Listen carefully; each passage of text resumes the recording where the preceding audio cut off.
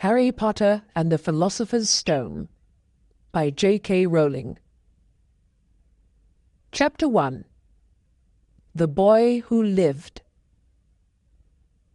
Mr. and Mrs. Dursley of No. 4 Privet Drive were proud to say that they were perfectly normal, thank you very much. They were the last people you'd expect to be involved in anything strange or mysterious, because they just didn't hold with such nonsense. Mr. Dursley was the director of a firm called Grunnings, which made drills. He was a big, beefy man with hardly any neck, although he did have a very large moustache. Mrs. Dursley was thin and blonde and had nearly twice the usual amount of neck, which came in very useful, as she spent so much of her time craning over garden fences, spying on the neighbours. The Dursleys had a small son called Dudley, and in their opinion there was no finer boy anywhere. The Dursleys had everything they wanted, but they also had a secret, and their greatest fear was that somebody would discover it. They didn't think they could bear it if anyone found out about the Potters. Mrs. Potter was Mrs. Dursley's sister, but they hadn't met for several years. In fact, Mrs. Dursley pretended she didn't have a sister, because her sister and her good-for-nothing husband were as un-Dursleyish as it was possible to be. The Dursleys shuddered to think what the neighbours would say if the Potters arrived in the street. The Dursleys knew that the Potters had a small son too, but they had never seen him. This boy was another good reason for keeping the Potters away. They didn't want Dudley mixing with a child like that. When Mr. and Mrs. Dursley woke up on the dull, grey Tuesday our story starts, there was nothing about the cloudy sky outside to suggest that strange and mysterious things would soon be happening all over the country. Mr. Dursley hummed as he picked out his most boring tie for work, and Mrs. Dursley gossiped away happily as she wrestled a screaming Dudley into his high chair. None of them noticed a large tawny owl flutter past the window. At 8:30, Mr. Dursley picked up his briefcase, pecked Mrs. Dursley on the cheek, and tried to kiss Dudley good-bye, but missed, because Dudley was now having a tantrum and throwing his cereal at the walls. "Little tyke," chortled Mr. Dursley as he left the house. He got into his car and backed out of No. 4's drive. It was on the corner of the street that he noticed the first sign of something peculiar. A cat reading a map. For a second, Mr. Dursley didn't realize what he had seen. Then he jerked his head around to look again. There was a tabby cat standing on the corner of Privet Drive, but there wasn't a map in sight. What could he have been thinking of? It must have been a trick of the light. Mr. Dursley blinked and stared at the cat. It stared back. As Mr. Dursley drove around the corner and up the road, he watched the cat in his mirror. It was now reading the sign that said Privet Drive. No, looking at the sign. Cats couldn't read maps or signs. Mr. Dursley gave himself a little shake and put the cat out of his mind. As he drove towards town, he thought of nothing except a large order of drills he was hoping to get that day. But on the edge of town, drills were driven out of his mind by something else. As he sat in the usual morning traffic jam, he couldn't help noticing that there seemed to be a lot of strangely dressed people about. People in cloaks. Mr. Dursley couldn't bear people who dressed in funny clothes, the get-ups you saw on young people. He supposed this was some stupid new fashion. He drummed his fingers on the steering wheel, and his eyes fell on a huddle of these weirdos standing quite close by. They were whispering excitedly together. Mr. Dursley was enraged to see that a couple of them weren't young at all. Why, that man had to be older than he was, and wearing an emerald green cloak. The nerve of him! But then it struck Mr. Dursley that this was probably some silly stunt, These people were obviously collecting for something. Yes, that would be it. The traffic moved on, and a few minutes later Mr. Dursley arrived in the Grunnings car park, his mind back on drills. Mr. Dursley always sat with his back to the window in his office on the 9th floor. If he hadn't, he might have found it harder to concentrate on drills that morning. He didn't see the owls swooping past in broad daylight, though people down in the street did. They pointed and gazed open-mouthed as owl after owl sped overhead. Most of them had never seen an owl, even at night-time. Mr. Dursley, however, had a perfectly normal, owl-free morning. He yelled at 5 different people. He made several important telephone calls and shouted a bit more. He was in a very good mood until lunchtime, when he thought he'd stretch his legs and walk across the road to buy himself a bun from the baker's opposite. He had forgotten all about the people in cloaks until he passed a group of them next to the baker's. He eyed them angrily as he passed. He didn't know why, but they made him uneasy. This lot were whispering excitedly too, and he couldn't see a single collecting tin. It was on his way back past them, clutching a large doughnut in a bag, that he caught a few words of what they were saying. "The Potters, that's right, that's what I heard.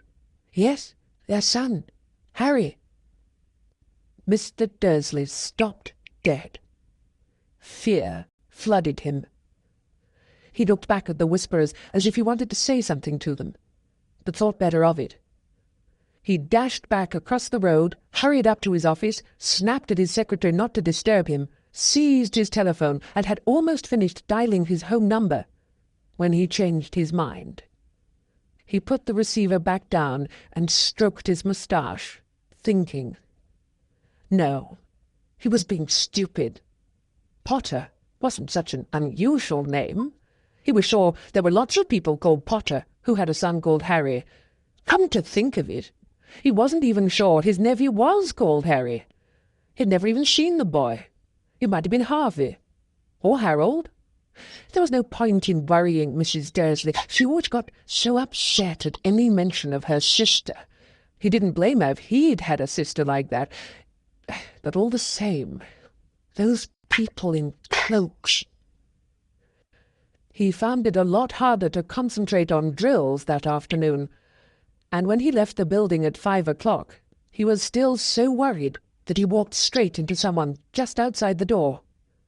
"No, sorry," he grunted, as the tiny old man stumbled and almost fell.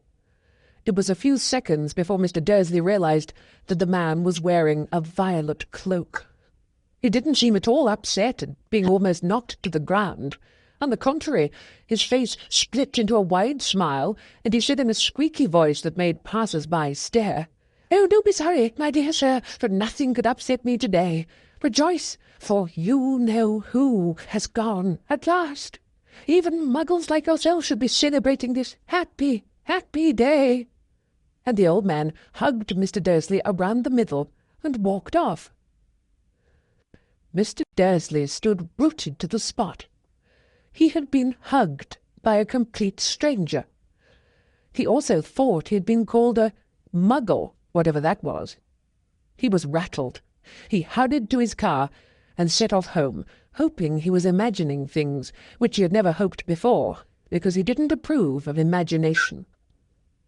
As he pulled into the driveway of number 4, the first thing he saw, and it didn't improve his mood, was the tabby cat he had spotted that morning. It was now sitting on his garden wall. He was sure it was the same one. It had the same markings around its eyes. "Shoo!" said Mr. Dursley loudly. The cat didn't move. It just gave him a stern look. Was this normal cat behaviour? Mr. Dursley wondered. Trying to pull himself together, he let himself into the house. He was still determined not to mention anything to his wife. Mrs. Dursley had had a nice, normal day.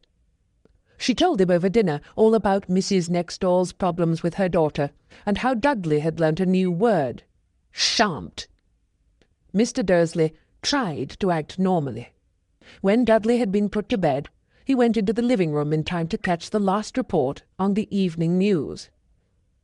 And finally, bird watchers everywhere have reported that the nation's owls have been behaving very unusually today.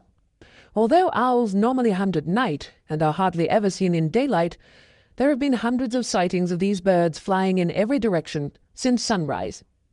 Experts are unable to explain why the owls have suddenly changed their sleeping pattern. The newsreader allowed himself a grin. Most mysterious. And now over to Jim McGuffin with the weather. Going to be any more showers of owls tonight, Jim? Well, Ted, said the weatherman, I don't know about that, but it's not only the owls that have been acting oddly today. Viewers as far apart as Kent, Yorkshire and Dundee have been phoning in to tell me that instead of the rain I promised yesterday, they've had a downpour of shooting stars. Perhaps people have been celebrating bonfire night early. It's not until next week, folks, but I can promise a wet night tonight. Mr. Dursley sat frozen in his armchair. Shooting stars all over Britain? Owls flying by daylight? Mysterious people in cloaks all over the place? And a whisper about the Potters. Mrs. Dursley came into the living room carrying 2 cups of tea. It was no good. He'd have to say something to her. He cleared his throat nervously. Petunia, dear, you haven't heard from your sister lately, have you? As he had expected, Mrs. Dursley looked shocked and angry. After all, they normally pretended she didn't have a sister. No, she said sharply. Why? Funny stuff on the news, Mr. Dursley mumbled. Owls, shooting stars. There were a lot of funny-looking people in town today.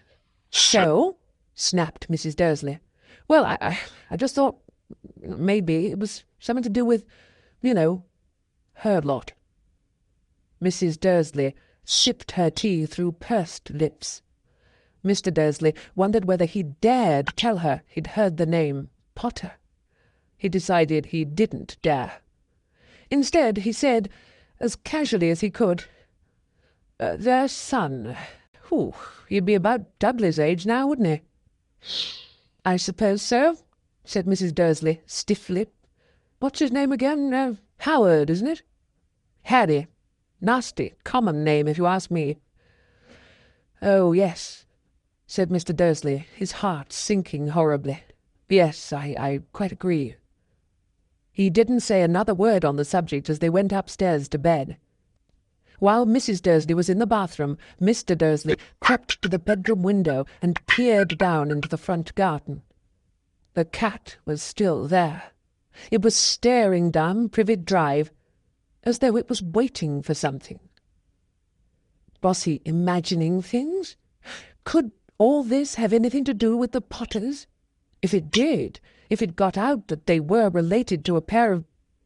Well, he didn't think he could bear it. The Dursleys got into bed. Mrs. Dursley fell asleep quickly, but Mr. Dursley lay awake, turning it all over in his mind. His last comforting thought before he fell asleep was that even if the Potters were involved, there was no reason for them to come near him and Mrs. Dursley. The Potters knew very well what he and Petunia thought about them and their kind. He couldn't see how he and Petunia could get mixed up in anything that might be going on. He yawned and turned over. It couldn't affect them. How very wrong he was.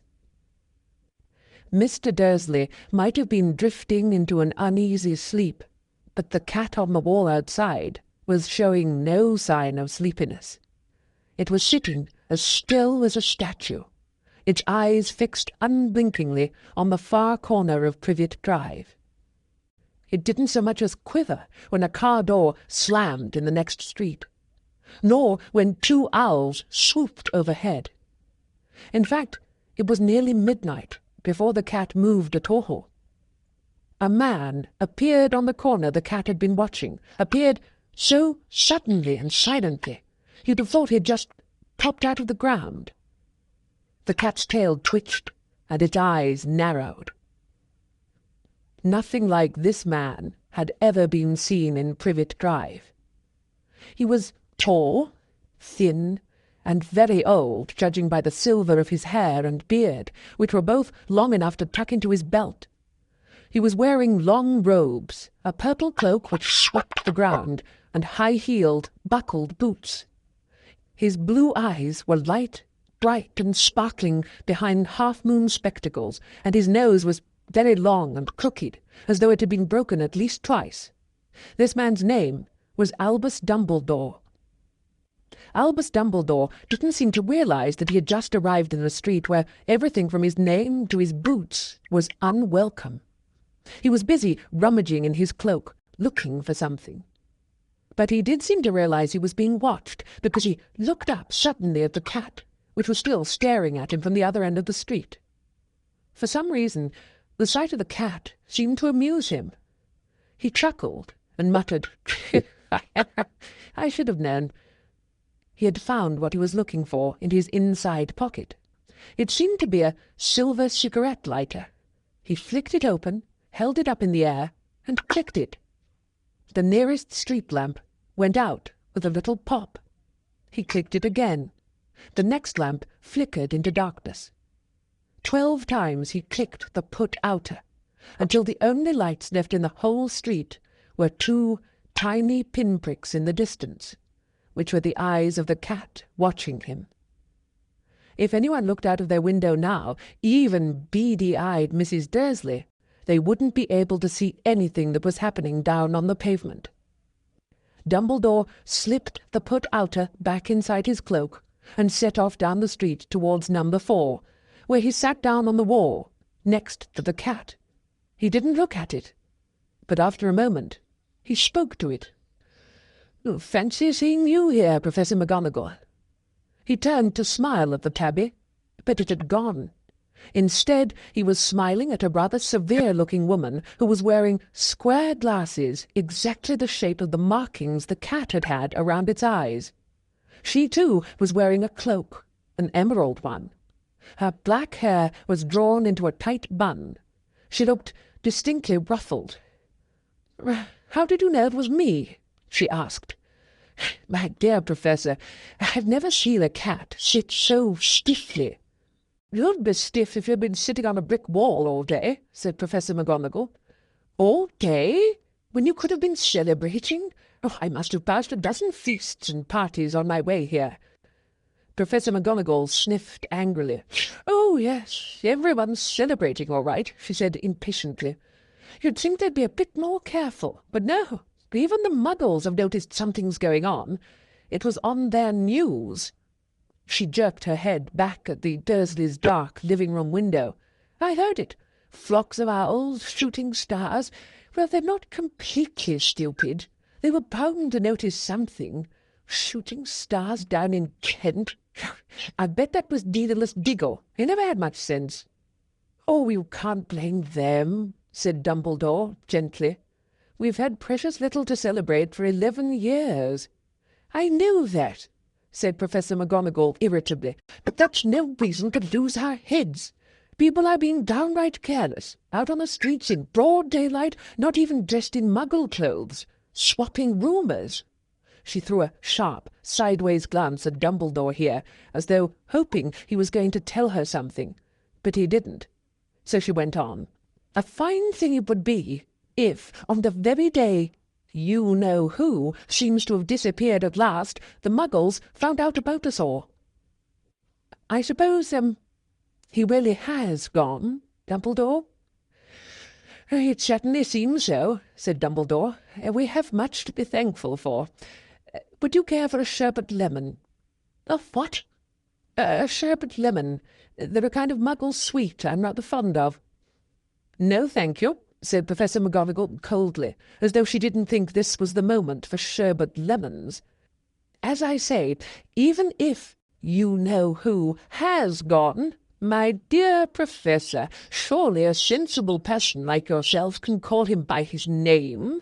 All this you-know-who nonsense. For 11 years I've been trying to persuade people to call him by his proper name, Voldemort." Professor McGonagall flinched, but Dumbledore, who was unsticking 2 sherbet lemons, seemed not to notice. "It all gets so confusing if we keep saying, 'you know who.' I've never seen any reason to be frightened of saying Voldemort's name." "I know you haven't," said Professor McGonagall, sounding half exasperated, half admiring. "But you're different. Everyone knows you're the only one all right, Voldemort was frightened of." "You flatter me," said Dumbledore calmly. "Voldemort had powers I will never have, only because you're too, well, noble to use them." "It's lucky it's dark. I haven't blushed so much since Madame Pomfrey told me she liked my new earmuffs." Professor McGonagall shot a sharp look at Dumbledore and said, "The owls are nothing to the rumours that are flying around. You know what everyone's saying about why he's disappeared, about what finally stopped him." It seemed that Professor McGonagall had reached the point she was most anxious to discuss, the real reason she had been waiting on a cold, hard wall all day, for neither as a cat nor as a woman had she fixed Dumbledore with such a piercing stare as she did now. It was plain that whatever everyone was saying, she was not going to believe it until Dumbledore told her it was true. Dumbledore, however, was choosing another sherbet lemon and did not answer. "What they're saying," she pressed on, "is that last night Voldemort turned up in Godric's Hollow. He went to find the Potters.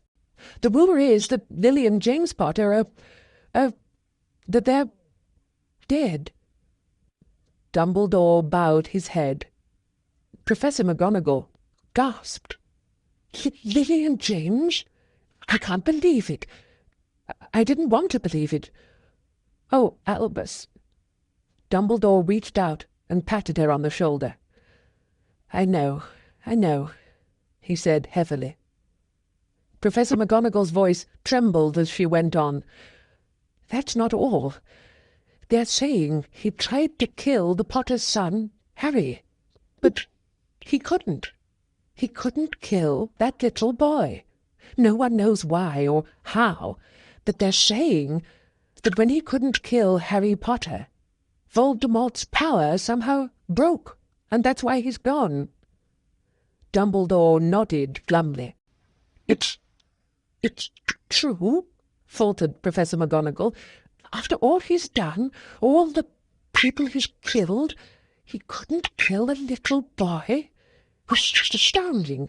Of all the things to stop him, but how in the name of heaven did Harry survive?" "We can only guess," said Dumbledore. "We may never know."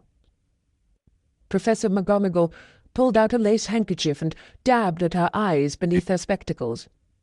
Dumbledore gave a great sniff as he took a golden watch from his pocket and examined it. It was a very odd watch. It had 12 hands, but no numbers. Instead, little planets were moving around the edge. It must have made sense to Dumbledore, though, because he put it back in his pocket and said, "Hagrid's late. I suppose it was he who told you I'd be here, by the way." "Yes," said Professor McGonagall, "and I don't suppose you're going to tell me why you're here, of all places." "I've come to bring Harry to his aunt and uncle. They're the only family he has left now." "You don't mean... You can't mean the people who live here?" cried Professor McGonagall, jumping to her feet and pointing at number 4. "Dumbledore, you can't. I have been watching them all day. You couldn't find 2 people who are less like us. And they've got this son. I saw him kicking his mother all the way up the street, screaming for sweets. Harry Potter, come and live here?" "It's the best place for him," said Dumbledore firmly. "His aunt and uncle will be able to explain everything to him when he's older. I've written them a letter." "A letter?" repeated Professor McGonagall faintly, sitting back down on the wall. "Really, Dumbledore, you think you can explain all this in a letter? These people will never understand him. He'll be famous, a legend. I wouldn't be surprised if today was known as Harry Potter Day in future. There will be books written about Harry. Every child in our world will know his name. "Exactly," said Dumbledore, looking very seriously over the top of his half-moon glasses. "It would be enough to turn any boy's head. Famous before he can walk and talk. Famous for something he won't even remember. Can't you see how much better off he'll be growing up away from all that until he's ready to take it?" Professor McGonagall opened her mouth, changed her mind, swallowed, and then said, "Yes, you're right, of course. But how is the boy getting here, Dumbledore?" She eyed his cloak suddenly, as though she thought he might be hiding Harry underneath it. "Hagrid's bringing him."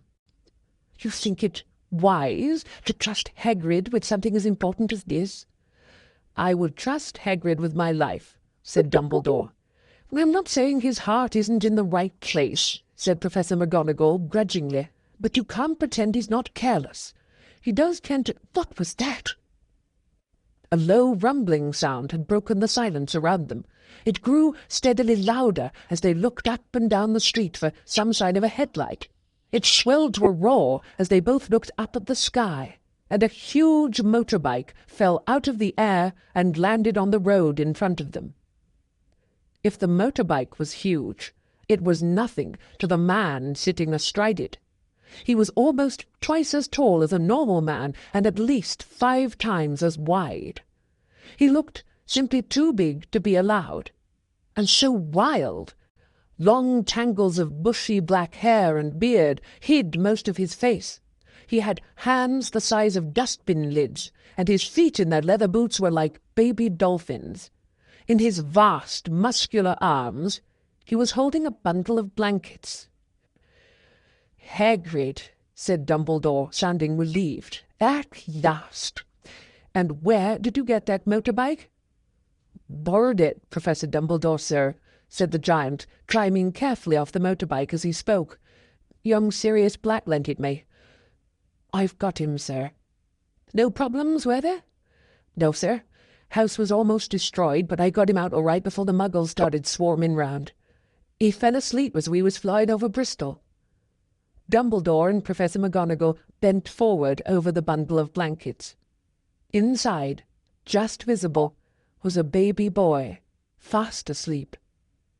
Under a tuft of jet-black hair over his forehead, they could see a curiously shaped cut, like a bolt of lightning. "Is that where—" whispered Professor McGonagall. "Yes," said Dumbledore. "He'll have that scar forever." "Couldn't you do something about it, Dumbledore?" "Even if I could, I wouldn't. Scars can come in useful. I have one myself about my left knee, which is a perfect map of the London Underground. Well, give him here, Hagrid. We'd better get this over with." Dumbledore took Harry in his arms and turned towards the Dursleys' house. Could I say good-bye to him, sir?" asked Hagrid. He bent his great shaggy head over Harry and gave him what must have been a very scratchy, whiskery kiss. Then suddenly Hagrid let out a howl like a wounded dog. "Shh!" hissed Professor McGonagall. "You'll wake them back all— Sorry," sobbed Hagrid, taking out a large spotted handkerchief and burying his face in it. "But I can't stand it. Lily and James dead. Poor little Harry off to live with muggles." Yes, it's all very sad. Get a grip on yourself, Hagrid, or we'll be found," Professor McGonagall whispered, patting Hagrid gingerly on the arm as Dumbledore stepped over the low garden wall and walked to the front door. He laid Harry gently on the doorstep, took a letter out of his cloak, tucked it inside Harry's blankets, and then came back to the other two. For a full minute the 3 of them stood and looked at the little bundle. Hagrid's shoulders shook. Professor McGonagall blinked furiously, and the twinkling light that usually shone from Dumbledore's eyes seemed to have gone out. "Well," said Dumbledore finally, "that's that. We've no business staying here. We may as well go and join the celebrations." "Here," said Hagrid in a very muffled voice. "I'll be taking Sirius's bike back. Good night, Professor McGonagall. Professor Dumbledore, sir." Wiping his streaming eyes on his jacket sleeve, Hagrid swung himself onto the motorbike and kicked the engine into life. With a roar, it rose into the air and off into the night. I shall see you soon, I expect, Professor McGonagall," said Dumbledore, nodding to her. Professor McGonagall blew her nose in reply. Dumbledore turned and walked back down the street. On the corner he stopped and took out the silver put-outer. He clicked it once, and 12 balls of light sped back to their street lamps, so that Privet Drive glowed suddenly orange, and he could make out a tabby cat slinking around the corner at the other end of the street. He could just see the bundle of blankets on the step of number 4. "Good luck, Harry," he murmured. He turned on his heel, and with a swish of his cloak, he was gone. A breeze ruffled the neat hedges of Privet Drive, which lay silent and tidy under the inky sky, the very last place you would expect astonishing things to happen. Harry Potter rolled over inside his blankets without waking up. One small hand closed on the letter beside him, and he slept on, not knowing he was special, not knowing he was famous, not knowing he would be woken in a few hours' time by Mrs. Dursley's scream as she opened the front door to put out the milk bottles, nor that he would spend the next few weeks being prodded and pinched by his cousin Dudley. He couldn't know that at this very moment people meeting in secret all over the country were holding up their glasses and saying in hushed voices, "To Harry Potter, the boy who lived."